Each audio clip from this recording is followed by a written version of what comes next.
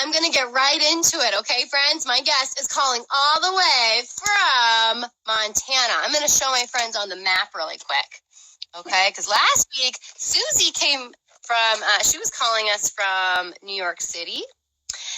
And this is where a lot of my friends are. We're in California. So Jessi is calling all the way from Montana. That's a long way away. Thank you for joining us, Jessi. Good to be here.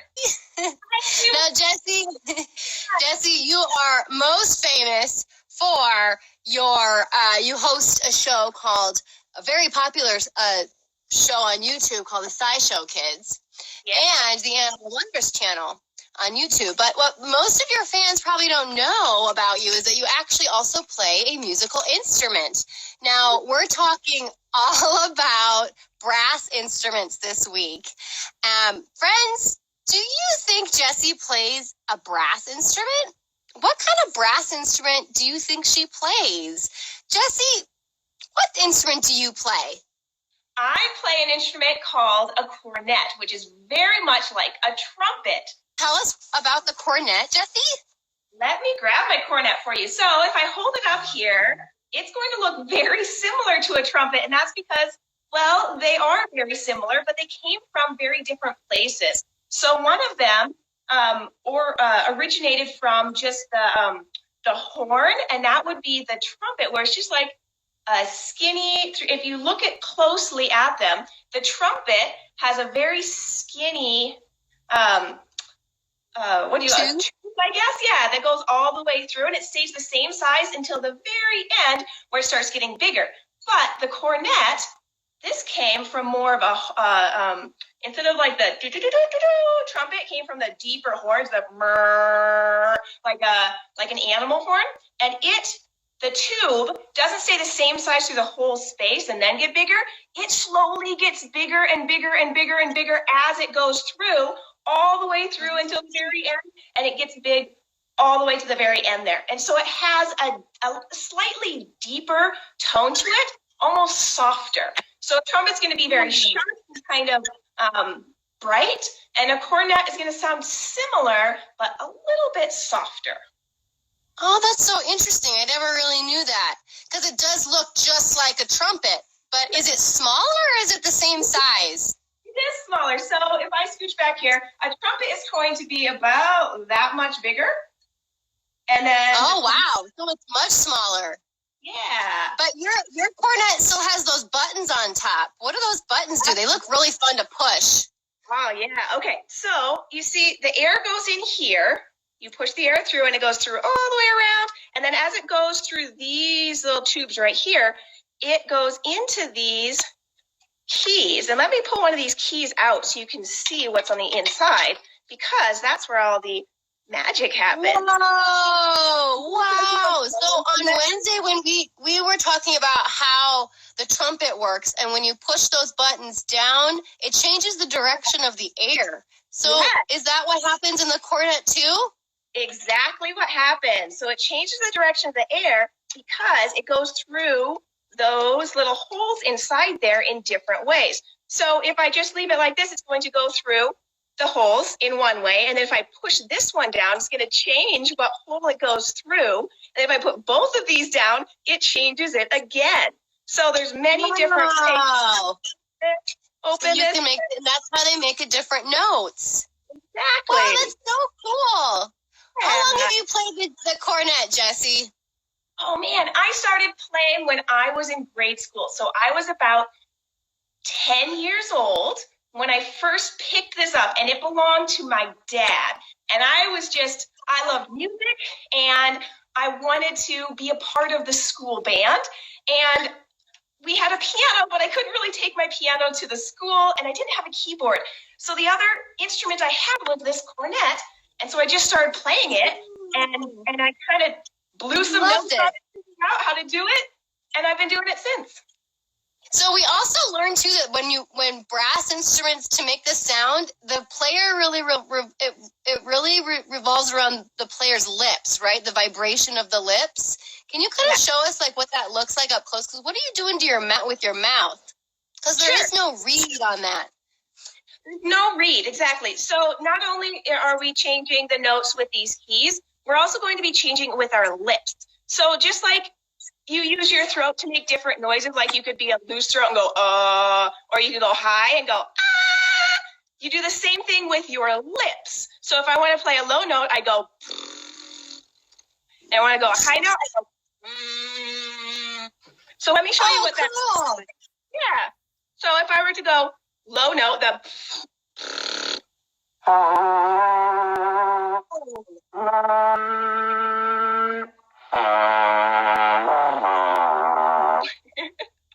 I see. So you're kind of loosening your lips a little bit, so those vibrations are going slower, huh? yes. And that makes the lower noise. Watch when I go high. Go.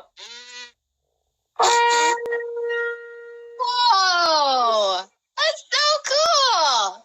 Well, I also think it's important for everyone to know that Jessi and I actually were once in a band together. We wrote songs. We called each other the Condiments. And we had a hit called Peanut Butter and another called Mayo. Jessi, you don't have to play the Peanut Butter song, but do you think you could play another tune for us? Sure. I have a real simple tune that I bet you will be able to recognize. It's just a simple one. Let me tell me if you know what it is.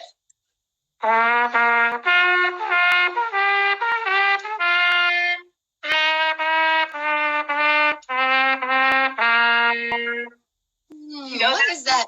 Oh, it's very. Liam says, "Twinkle, twinkle." Is it "Twinkle, Twinkle, Little Star"? Good. You got it, Liam. Yay! Ashley, you're going to have to send me the notes to Peanut Butter because I don't know the exact notes. I remember them either. Just have the chord changes. We'll figure it out. We'll get that recorded and produced. That was great. Well, Jessi, you also host a show on YouTube called Animal Wonders. Would you like to share something about one of your animals? I would love to. Now I'm going to take off my fun hat, my funky hat, because I have an animal that's going to join us, and he has a funky hat, but he doesn't like me wearing a funky hat. So come on out here, buddy. What? Wow, friends, what is that? It looks like a bird. What kind of bird is that? Even he's a cockatiel. Hi, handsome boy. Oh.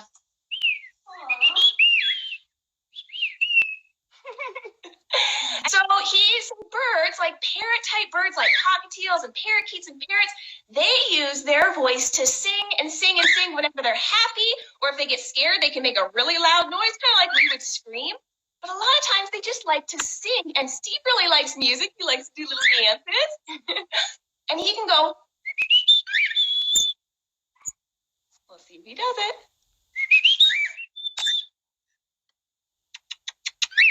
Oh, he's just whistling now, and that's okay. Good job, buddy.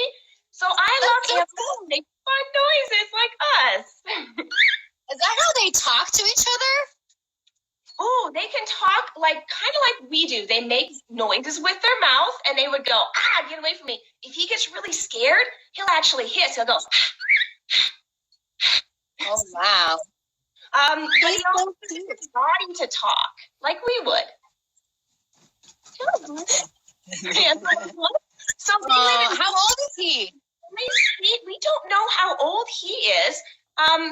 He is probably around 15 to 20. He's kind of an old guy. Whoa. Right? And they couldn't take care of him anymore. So that's why he came to Animal Wonders. There he goes. He's going perched on the chair over there. But I'm going to let him be. I'm going to bring out another animal. Do you want to see another one? Yeah, we want to see another one. Okay. Here's another animal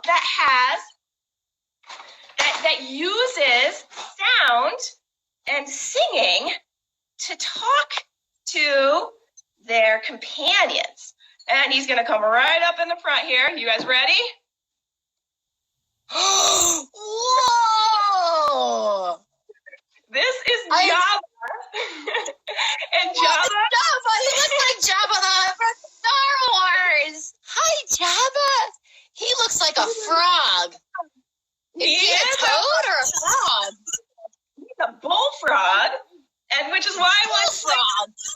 Look how big he is.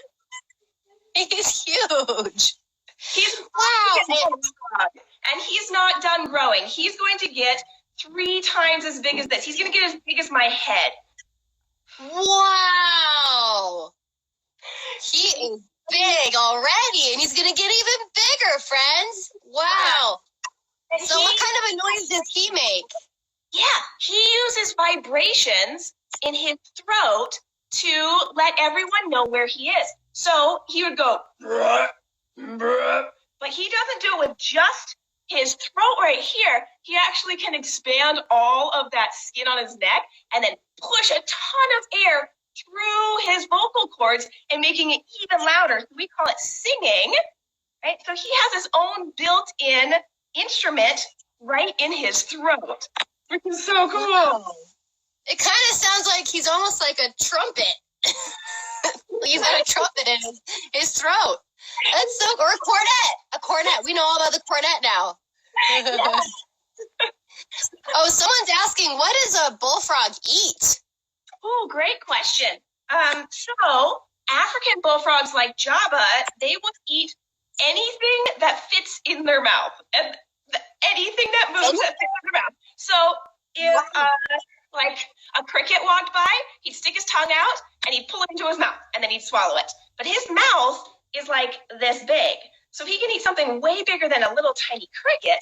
He could eat something like a little mouse, or if a bird landed next to him, he could eat a bird. He'd even eat other frogs. So anything that moves around him, he'll stick his little tongue, and his tongue's only about this long, sticks it out and pulls it into his mouth. And this is the gross part. When a frog swallows, they don't just swallow like using their tongue to swallow. They actually use their eyeballs to swallow. So when they get the food in their mouth, they close their eyes and they push the food down their throat with. That's so interesting. That I wanted to share with you. This is Stumpy, and Stumpy is a dumpy tree frog, much smaller. And see how smaller he is? And he's a tree frog, so he uses his amazing toes to cling onto leaves and branches, because that's where he lives. Instead of living down in puddles and in the water, he lives up in the tree. But if you look closely, I don't know if it'll focus, but you can see how he's breathing with his throat there. See if I can turn him around. See that skin that he's moving to breathe with? That's that skin right there is what he uses to expand to make that singing. See that? Wow. Does he use his eyes to swallow too, like the bullfrog? He does. Does he really? He does. All frogs do that. He wants to put his bottom to the camera. That's what he likes to do. Cute. Aww. Well, friends, you can catch Jessi on her Animal Wonders channel on YouTube, right? Absolutely. We're called Animal Wonders Montana, and we have 2 videos every week, all about special things about animals. So sometimes I'll just bring an animal out and we can hang out. Sometimes you'll learn some awesome facts about it. And it's for kids and for families and for anyone that loves animals. So that's Animal Wonders Montana. And you can also go on adventures with us for science, for SciShow Kids, and that's just SciShow. Those are brilliant. If you guys don't watch those SciShow, my kids love them. You do such a wonderful job presenting those and hosting those shows. We're so thrilled that you're here. Well, thank you so much for joining us today. And please go check out the SciShow Kids and Animal Wonders Montana. It's been a joy. Thank you very much for sharing all about your cornet and your animals. And friends, as always, this was a good time. Bye, friends.